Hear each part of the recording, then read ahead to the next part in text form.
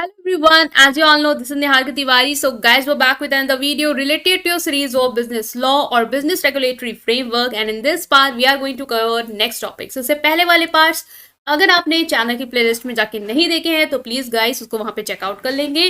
Telegram Instagram में join कर सकते हैं। टेलीग्राम ग्रुप है कॉमर्स ग्रुप SWNT, वहां से आप नोट्स डाउनलोड कर सकते हैं और वेबसाइट में भी आपको कंटेंट मिल जाएगा जिसका भी लिंक डिस्क्रिप्शन बॉक्स में दिया हुआ है, वहां से जाके आप काफी चीजें स्टडी कर सकते हैं। So without any further delay let's start this video. So now guys, in this video we are going to discuss about the types of condition and warranties. इससे पहले हमने कंडीशंस क्या है, वारंटीज क्या है, इसको डिस्कस किया था और कब कंडीशन वारंटीज की तरह ट्रीट करी जाएंगी वो भी हमने डिस्कस किया था। आज हम डिस्कस करेंगे कि कंडीशन और वारंटीज के क्या क्या टाइप्स हैं। ठीक है, तो ये तो क्लियर है आपको कंडीशन क्या है। कंडीशन बेसिकली क्या होती है कि जब भी आपने गुड्स कि आप सेल कर रहे हो, ठीक है, कॉन्ट्रैक्ट किया है आपने, सेल ऑफ गुड एक्ट पढ़ रहे हैं, तो कंडीशन बेसिकली वो चीजें हैं जिनकी वजह से आप कॉन्ट्रैक्ट कर रहे हो। मतलब मेन पर्पस कॉन्ट्रैक्ट करने का उस कंडीशन को सेटिस्फाई करना ही था। मतलब आपने फोन खरीदना है तो आपने कंडीशन रखी कि मुझे नया फोन ही चाहिए, और अगर उस केस में सेलर ने आपको नया फोन नहीं दिया जिसकी वजह से आपने कॉन्ट्रैक्ट किया था, तो फिर आपके पास पूरा राइट रहता है कि आप कॉन्ट्रैक्ट को क्या कर दो, कैंसिल कर दो।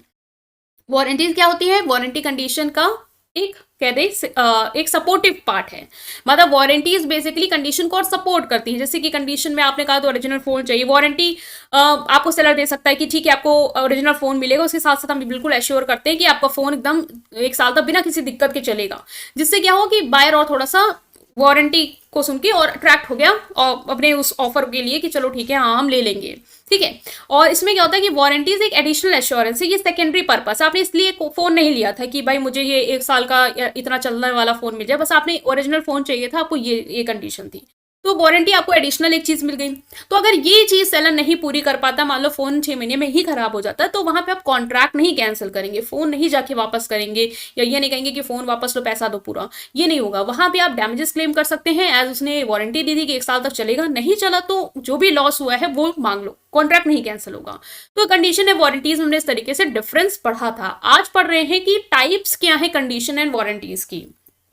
देखो, एक्सप्रेस होता है और इम्प्लाइड होता है। इम्प्लाइड मतलब पता है आपको, छुपा हुआ, और एक्सप्रेस मतलब जो खुल के बोला हो, एक्सप्रेसिव हो, मतलब कि बोल के जो बता दो। तो कंडीशन एक्सप्रेस हो या वारंटी एक्सप्रेस हो, बेसिकली वो चीज होती है कि जहां पे पार्टी ओरली या रिटर्न फॉर्म में बिल्कुल बोल बोल के बताता है ये कंडीशन है और ये इस वजह से चीज कर रहा हूं, या इस वजह से कॉन्ट्रैक्ट कर रहा हूं, या ये वारंटी आपको दी जा रही है। आपने कहीं लिख के दे दिया उसको कि मान लो कल को आप मुकरोगे तो उसके बाद रिकॉर्ड रहेगा, या फिर आपने बोल के कहा है।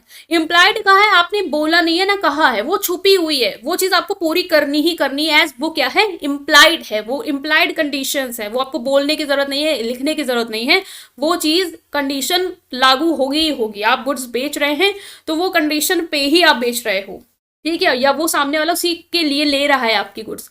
और वारंटीज क्या है, जो एडिशनल इंश्योरेंस बेसिकली आपको बोला नहीं है बट आपने वो उसको दिया है, ठीक है, या वो इस वजह से ही वो फर्दर बाय कर रहा है। तो पहला है कि types of condition and warranties. Express conditions क्या होती हैं या एक्सप्रेस वारंटीज क्या होती हैं, ये वो होती है जो एक्सप्रेसली आप बताते हो, ओरली रिटर्न। इम्प्लाइड कंडीशन क्या होती है, implied conditions are term data automatically included in the contract. ये कॉन्ट्रैक्ट में इंक्लूडेड ही होती है, आपको बोलने की जरूरत नहीं है, गागा के कहने की जरूरत नहीं है, वो कॉन्ट्रैक्ट में है इंक्लूडेड, ऑटोमेटिकली वो इंक्लूड होता है।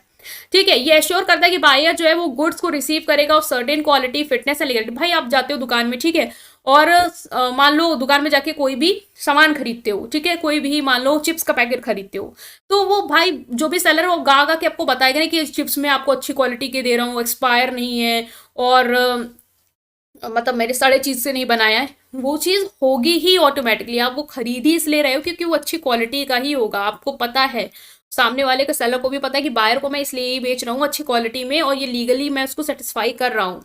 ठीक है, वो बोलने की जरूरत नहीं है, वो उसमें है, इंक्लूडेड है वो ऑटोमेटिकली। ठीक है, that the seller have the right to sell and that the good correspond with any description sample. भाई जो भी गुड्स आपने सैंपल डिस्क्रिप्शन में दिया है, जैसे डिस्क्रिप्शन पीछे लिखा रहता है ना प्रोडक्ट की ये चीजें हैं, तो फिर वो चीजें होंगी, उसको बोलने की सेलर आपको बोल बोल के बताएगा नहीं, अनाउंस नहीं करेगा ये है। वो अगर लिखा है तो फिर वो अंदर होगा, वो इम्प्लाइड है, वो सेटिस्फाई करना ही करना है। ये चीज अगर नहीं है, एज पर डिस्क्रिप्शन आप नहीं दे रहे हो, तो पूरा राइट रहेगा कि आप वो कैंसिल कर दो कॉन्ट्रैक्ट। ठीक है, ओके सो पहला है condition as to title. Condition as to title मतलब कि है कि जो भी टाइटल है गुड्स का जो आप खरीद रहे हो वो बेसिकली किसको बिलोंग करता है, सेलर को ही बिलोंग करता है जो उसको बेच रहा है।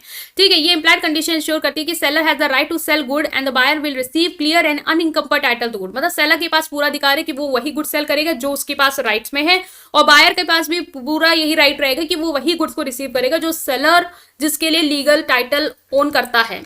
ठीक है, ये गारंटी करता है कि goods being sold are free from any legal defect और claim of ownership by third party. ऐसा ना हो कि जो भी आपको गुड्स बेचा गया है वो थर्ड पार्टी कल को आके क्लेम करे कि नहीं ये मेरा है। ठीक है, वो नहीं होना चाहिए। मान लो आपने कोई कार खरीदी, ठीक है, किसी डीलर से, और उसको बाय करने के बाद आपको पता चल रहा है, मतलब जब आप नाम रजिस्टर कराने गए तो आपको पता चल रहा है कि ये उस सेलर के ओनरशिप में है ही नहीं जिसने आपको वो बेची है। तो इस केस में क्या होगा, आप फंस जाओगे। ठीक है, आपको लीगल इश्यूज फेस करने पड़ जाएंगे।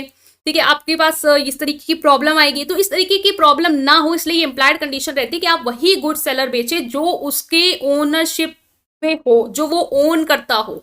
ठीक है, ये इससे क्या होगा, वो प्रोटेक्ट करेगा ऐसी सिचुएशन से सेलर को जहां पे वो फंस जाए इन वजह से कि आपको जो गुड्स बेचे गए हैं वो बेसिकली टाइटल जिसने सेल किया उसको बिलोंग करता ही नहीं है। ठीक है, नेक्स्ट है सेल बाय डिस्क्रिप्शन। भाई गुड्स का जो भी आपने डिस्क्रिप्शन दिया है, जैसे आप फोन खरीदते हो वेबसाइट पे पूरा डिस्क्रिप्शन देता है, ये मॉडल है, ठीक है, ये कलर है, तो फिर ये इंप्लाइड कंडीशन है कि जो भी गुड्स एक सेलर बेच रहा है तो वो उस कंडीशन को सेटिस्फाई करना चाहता है, मतलब उस डिस्क्रिप्शन को सेटिस्फाई करना चाहिए, उसी क्वालिटी का हो, उसी क्वांटिटी का हो, उसी तरीके के फीचर्स हो, और नहीं होंगे तो फिर क्या है, कॉन्ट्रैक्ट तोड़ा जा सकता है।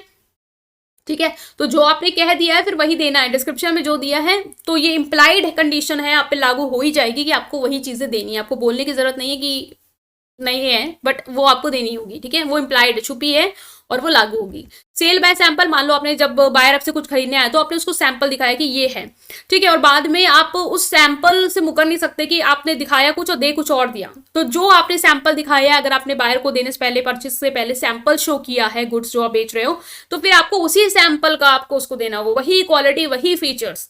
ये भी इंश्योर करता है कि बायर सेम गुड रिसीव करे और सेम स्टैंडर्ड का रिसीव करे। तो ये भी एक कंडीशन है। कंडीशन एज टू क्वालिटी और फिटनेस, मतलब ये सेक्शन इंप्लाई करता है कि जो कंडीशन है, जैसे जो गुड्स है वो उसी क्वालिटी के होने चाहिए, मर्केंटेबल क्वालिटी के होने चाहिए, and reasonable fit for the purpose for which they are commonly bought and sold. मतलब जिस पर्पस के लिए जो वो गुड्स हैं जो खरीदे बेचे जाते हैं वो उस पर्पस के लिए पूरी तरीके से यूजफुल हो और उसी क्वालिटी के हों जो आप बेसिकली बेचते हो मार्केट में। ये भी एश्योर करता है कि जो भी गुड्स मिल रहे हैं एक बायर को वो अच्छी क्वालिटी के हों और प्रॉपर यूज करने लायक हो। ठीक है, तो ये भी एक इम्प्लाइड कंडीशन है जो सेटिस्फाई करनी है दोनों पार्टीज को।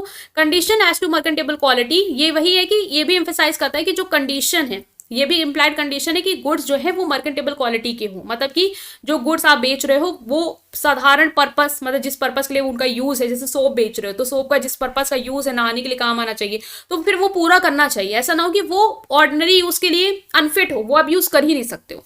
तो जो भी आपकी क्वालिटी है, जो भी कंडीशन है, वो आपको सेटिस्फाई करनी है। ये आपको बोलने की जरूरत नहीं है, लिखने की जरूरत नहीं है, बट सिंस आप मार्केट में हो, आप गुड्स की डीलिंग कर रहे हो, बेच रहे हो, खरीद रहे हो, तो फिर आपको ये सारी चीजें जो हैं वो सेटिस्फाई करनी होंगी। कंडीशन इम्प्लाइड बाय कस्टम, मतलब जो भी कस्टमरी प्रैक्टिस हैं, जैसे कि जो भी स्टैब्लिश है इंडस्ट्री और ट्रेड में, वो भी लागू होती है कॉन्ट्रैक्ट और सेल में। जैसे आपका कोई कस्टम है, जैसे आप हमेशा अच्छी क्वालिटी के ही गुड्स बेचते आए हो, हमेशा से उसी एस्पेक्ट में आप गुड्स बेचते आए हो, उसी तरीके का फिट है आपका गुड्स, तो फिर ये कंडीशन आपके ऊपर इम्प्लाइड हो जाती है, लागू हो जाती है कि आपको फिर उसी तरीके का ही गुड्स अपने कस्टमर्स को देना है। आप उसमें धोखा नहीं कर सकते कि उस तरीके की चीज़ें आप नहीं दोगे जो आप हमेशा से चलाते आ रहे हो। ठीक है, क्योंकि उसने खरीदा ही आपसे इसलिए होगा क्योंकि आपका ये कस्टम है, आप इसी तरीके की चीज़ें बेचते हो, उसी क्वालिटी की बेचते हो, तो आपको ये आपके ऊपर ये इम्प्लाइड कंडीशन है कि आपको वैसा ही चीज़ बायर को देना है। कंडीशन एज टू होलसमनेस, ये है कि जो भी गुड्स आप बेच रहे हो वो क्या होना चाहिए, फिट होना चाहिए, कंज्यूमेबल प्रोडक्ट होना चाहिए। ठीक है, तो the condition as to wholesomeness is often implied condition in contract involving the sale of food और consumable product। ये जो भी फूड है या कंज्यूमेबल प्रोडक्ट है उनसे रिलेटेड ये इम्प्लाइड कंडीशन है। ये इंश्योर करती है कि जो गुड्स हैं वो सेफ हो कंजम्पशन के लिए और किसी भी हार्मफुल सब्सटेंसेस से फ्री हो। तो ये भी कंडीशन है कि भाई आप गुड्स को बेच रहे हो तो ये भी आपके ऊपर इम्प्लाइड कंडीशन है कि जो भी आप गुड्स बेच रहे हो वो कंज्यूमेबल हो, मतलब कि सेफ हो, उसको उसके कंजम्पशन से किसी को कोई प्रॉब्लम ना हो, कोई बीमारी ना हो, कोई हार्मफुल सब्सटेंसेस उसमें नहीं, जैसे मैगी में लीड निकला तो वो हार्मफुल सब्सटेंस है। तो ये आपके ऊपर कंडीशन थी कि आपको इस तरीके के गुड्स नहीं बेचने हैं, ठीक है। ये आपको किसी को बताने की जरूरत नहीं है, ये आपके ऊपर ऑलरेडी लागू है।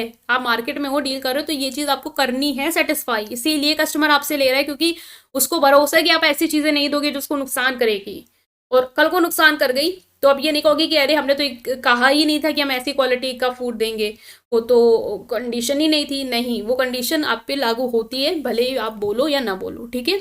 तो ये हो गई कंडीशन। इम्प्लाइड इम्प्लाइड वारंटीज क्या है? इम्प्लाइड वारंटीज बेसिकली हैं जो सिमिलर कंडीशन की तरह ही है, ठीक है। वारंटी क्या है? इनके ना होने पे आप कॉन्ट्रैक्ट नहीं रिजेक्ट करोगे, इनके ना होने पे आप सिर्फ और सिर्फ क्लेम ले सकते हो। तो warranty as to quiet position, वही है कि पोजिशन जो है वो बायर को जो भी गुड्स बेच रहा है तो वो सेलर के पास उसका पोजिशन होना चाहिए, ठीक है। इसकी वारंटी आप सेलर जो है वो बायर को देगा कि वो फर्दर कोई फेस नहीं करेगा ऐसी प्रॉब्लम जहां पे उसको ये पता चलेगा कि जो ओनरशिप पोजीशन ऑफ गुड्स का है वो थर्ड पार्टी को बिलोंग कर रहा है, ठीक है। The warranty implies that the buyer will enjoy undisturb position of the good being sold free from unlawful claim and interference by the third party. तो ये वारंटी देते हैं आप, ये इंप्लाइड वारंटी है, मतलब बोलने की जरूरत नहीं, बट ये है कि अगर आप कोई चीज बेच रहे हो तो ये आपको एश्योर करना है, वो एक बायर को वो एश्योर होगा भी इम्प्लाइडली कि जो भी आपने चीज दी है वो थर्ड पार्टी के लीगल क्लेम से मतलब दूर है। ऐसा नहीं कि वो आप किसी और की चीज किसी और को बेच रहे हो, आप अपनी चीज उसको बेच रहे हो, तो कल को कोई थर्ड पार्टी आके उस चीज में इंटरफेयर नहीं करेगी, ठीक है। तो in other words seller guarantees that the buyer will not face any legal challenges to their ownership position of good due to claim by third party. मान लो कोई लैंड खरीदा है तो ये तरीके की वारंटी है इम्प्लाइड कि जो लैंड आपसे मैंने खरीदा है वो कोई थर्ड पार्टी को बिलोंग नहीं करेगा, ठीक है। वो आपको ही बिलोंग करता है, आपने मुझे दिया, कल को थर्ड पार्टी आके उसका क्लेम नहीं लेगी मुझसे। Warranty against encumbrance, the warranty assure that the buyer goods are free from any encumbrance changes और liability that were not disclosed at the time of sale. ये क्या है कि यहाँ पे एक ऐसी वारंटी बायर को दी जाती है कि जो भी गुड्स आपको दिए गए हैं वो किसी भी चार्ज और लायबिलिटीज से क्या होंगे, फ्री होंगे। मतलब जो जो चीजें आपको बता दी गई वो तो ठीक है, वो मान लो कोई लायबिलिटी थी आपने बता दी तो ठीक है, लेकिन अगर कोई लायबिलिटी है जो आपने डिस्क्लोज नहीं की है, बाद में कल को पता चलता है कि जो आपने गुड्स खरीदा उस पर किसी तरीके के चार्ज है जो दूसरी पार्टी क्लेम कर रही है, वो तो फिर वो चीज नहीं होनी चाहिए। ये आप वारंटी एश्योरेंस देंगे, इम्प्लाइडली ये अप्लाई होता ही है कि आपने जो भी गुड्स दिए हैं वो किसी भी लीगल क्लेम, लीन या किसी भी बर्डन से क्या है, बिल्कुल फ्री हैं, ठीक है, जो बायर के ओनरशिप को अफेक्ट नहीं करेगा। तो ये भी है implied warranty. Next is warranty to disclose danger nature of good. ये भी आपकी एक एश्योरेंस या वारंटी है इम्प्लाइड कि आपको while not explicitly mentioned in the sale of good act, this warranty implies that the seller has a duty to disclose any danger or charges associated with the goods being sold। मतलब कि explicitly mention नहीं है goods of sale of good act में, ये पूरी तरीके से बोल के expressly mention नहीं किया गया कि भाई ये वारंटी देनी है एक सेलर को कि गुड्स जो है वो फ्री है किसी भी टाइप ऑफ डेंजर से इस चीज़ की। बट ये आपके पे ऊपर अप्लाई होगा ही, इम्प्लाइड है वारंटी कि आपको जो भी कोई भी गुड्स आप बेच रहे हो उससे कोई रिलेटेड डेंजर है तो आपको वो एक बायर को बताना है, ठीक है, ताकि उसको फर्दर क्या हो, इस वजह से उसको नहीं पता तो उसको कोई रिस्क हो, ठीक है, या उसको कोई प्रॉब्लम हो। जैसे आपने देखा होगा बहुत सारे आप प्रोडक्ट खरीदते हो तो उसमें लिखा रहता है रिस्क जो भी मेंशन है, तो आपको डिस्क्लोज करना है। वारंटी एज टू क्वालिटी और fitness by uses of trade, this warranty implies that the goods sold are of satisfactory quality और रीजनेबल फिट। ये भी वारंटी इंप्लाइज करती है जो भी गुड्स आपने बेचे हैं वो सेटिस्फैक्टरी क्वालिटी मतलब सही ठीक ठाक क्वालिटी की होनी चाहिए जो आपको सेटिस्फाई करे कस्टमर को, और रीजनेबली, और जिस पर्पज के लिए वो यूज करो वो उसके लिए क्या हो, बिल्कुल फिट हो। Based on common practice or custom of the trade, it recognizes that the certain industry or trade may have established standard expected। भाई जो भी इंडस्ट्री स्टैंडर्ड है उसका कुछ, इंडस्ट्री है या ट्रेड है उसका कुछ एस्टैब्लिश स्टैंडर्ड एक्सपेक्टेशन है जिसको लेके ये आपके पास बायर आ रहा है और खरीद रहा है आपकी चीज़, तो उसको पता है आप ये स्टैंडर्ड को सेटिस्फाई करते हो, आप क्वालिटी प्रोडक्ट देते हो। तो ये भी आपकी वारंटी है कि आपको इस तरीके की ही गुड्स देने हैं जो भी क्वालिटी और फिटनेस को सेटिस्फाई करते हो, ठीक है, ये इम्प्लाई करती है।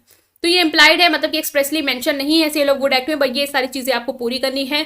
और इम्प्लाइड कंडीशन भी है कि वो सारी चीज़ें एक्सप्रेसली मेंशन नहीं है, बट एक सेलर के रूप में आपको वो सारी चीज़ें भी सेटिस्फाई करनी है गुड्स को बेचते समय, ठीक है। सो हमने डिस्कस कर लिया, आई होप आप समझ पाए। स्टिल कोई भी डाउट है कमेंट सेक्शन में पूछेंगे, वीडियो को लाइक करेंगे, चैनल को सब्सक्राइब करेंगे और पूरी प्लेलिस्ट को अपने फ्रेंड के साथ जरूर शेयर करेंगे। Thank you.